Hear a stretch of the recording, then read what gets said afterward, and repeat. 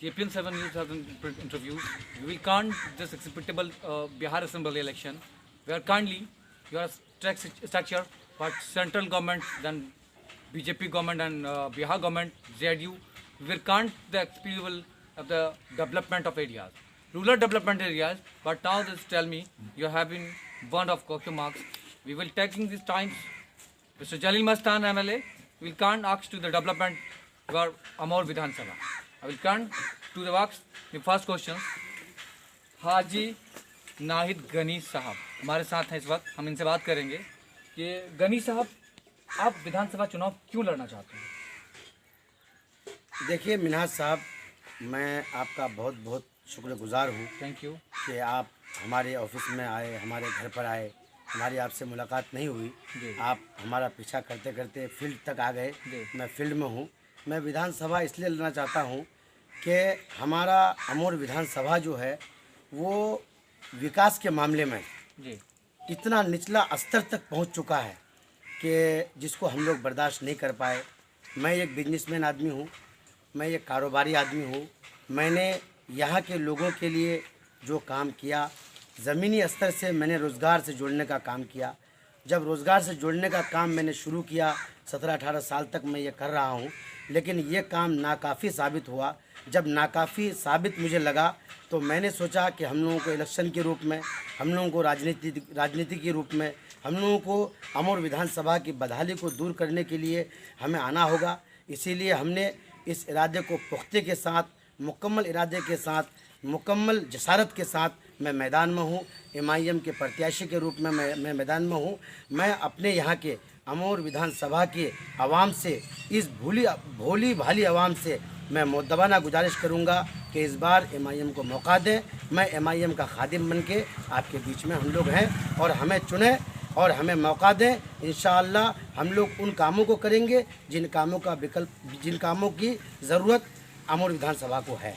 अच्छा, यहाँ पे गनी साहब लगातार कहा जा रहा है कि विकास जो है बहुत तेज़ी से हुआ है. हमारे नज़रिए में तो विकास दिख नहीं रहा है. हमने कई वीडियोस भी शूट किया है.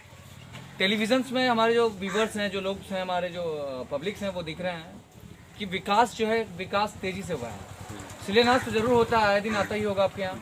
यहाँ पे जो है स्थानीय विधायक जलील मस्तान साहब लगातार विकास का दावा कर रहे हैं. ऐसे में जो है क्या एजेंडा चल रहा है? विकास हुआ है आपके नज़र में या सिर्फ खाना पूर्ति हुई है? देखिए मिनाज साहब, हिंदुस्तान को आज़ाद हुए 74 साल का एक लंबा अरसा गुजर गया.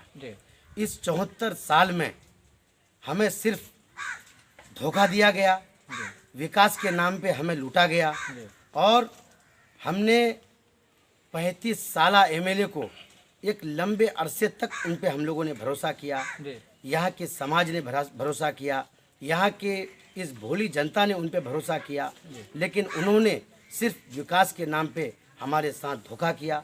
विकास के नाम पे हमें लूटा और विकास के नाम पे सिर्फ हमें तसल्ली के अलावा कुछ नहीं मिला है.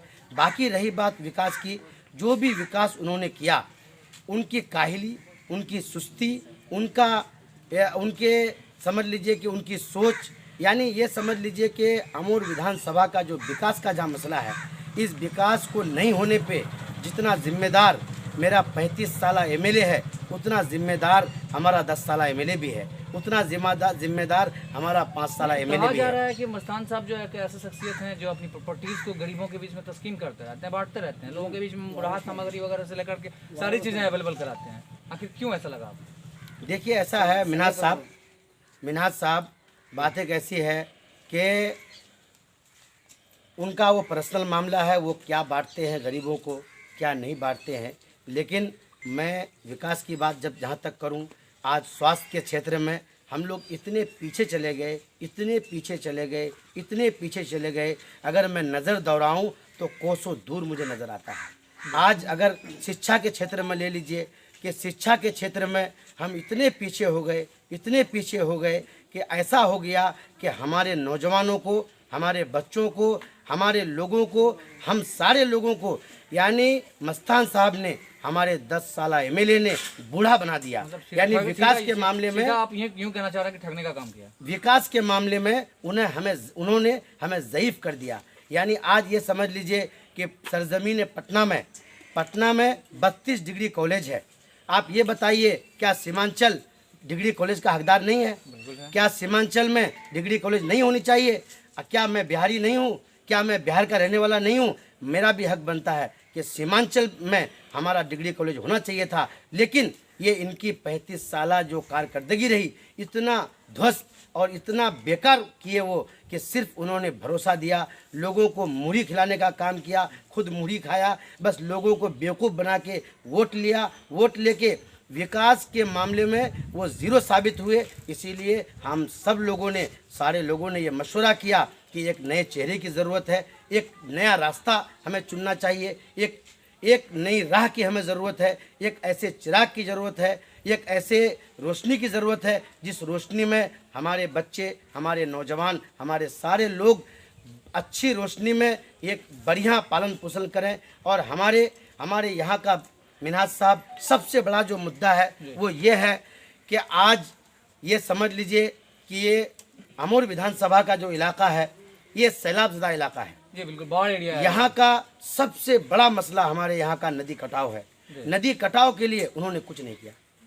नदी कटाव के लिए उन्होंने कभी सोचा ही नहीं कि नदी कटाव क्या होता है, या नदी कटाव के लिए हमें क्या सोचना चाहिए। अगर इस आवाज़ को बुलंद वो करते, इस आवाज़ को उठाते, तो आज हमें डिग्री कॉलेज भी मिलता, आज हमें नदी कटाव का भी व्यवस्था गवर्नमेंट करती। आज अगर इस आवाज़ को बुलंद करते, किसानों को उसकी अनाज की कीमत मिलती। आज अगर ये आवाज़ बुलंद करते, स्वास्थ्य के क्षेत्र में हम मजबूत होते। आज अगर वो आवाज़ को बुलंद करते, रोजगारी के क्षेत्र में वो मजबूत होते, हम मजबूत होते, सारे लोग मजबूत होते। साहब, मैं लास्ट सवाल आपसे ले रहा हूँ कि आखिर लोकप्रियता आपको क्यों मिल रही है, क्या वजह है, चाहे वो किसी भी कम्युनिटी के लोग हों? एक तरफ जो है कांग्रेस पार्टी के कुछ नेता दावा कर रहे हैं कि आपकी पार्टी बीजेपी की बी टीम बनकर काम कर रही है, तो वहीं जो है कुछ फिर ज्यादातर दिख रहा है कि लोकप्रियता आपको ज्यादा मिल रही है। वजह क्या है इसके पीछे का? मिन्हाज साहब, मैं आपको सच्ची बात बताऊं कि देखिए, ज़मीनी स्तर से जो मजबूत होता है उसे कहने की ज़रूरत नहीं होती है कि वो क्या मजबूत है। मैं आपको एक बात बताता चलूं, जब मैं अपने इलाके के बारे में मैंने गौर की तो मुझे लगा कि यहाँ पे सबसे ज़्यादा अगर किसी चीज़ की ज़रूरत थी उस टाइम, तो बेरोज़गारी को ख़त्म करने की थी। तो मैंने अपना एक कंपनी बनाया, उस कंपनी के बैनर तले मैंने लोगों को रोज़गार से जोड़ा। जब सीमांचल के लोगों को कई ज़िलों से मैंने हज़ारों लोगों को विदेश के रोज़गार से जोड़ा, उस रोज़गार के ज़रिए से लोगों में लोकप्रियता मेरे लिए है। और मैंने बुनियादी काम, गरीबों की मदद, मैंने बुनियादी काम, बेवाओं की शादी में मदद, मैंने और दिगर दीनियात काम और दिगर मजहबी काम, जो भी काम हमसे हुआ, उन कामों का जिक्र मैं करना नहीं चाहता हूँ, लेकिन मैंने किए, जिसकी वजह से आज लोग ये चाह रहे हैं कि हाजी नाहिद गनी को टिकट मिलना चाहिए, हाजी नाहिद गनी को आना चाहिए, हाजी नाहिद गनी आए।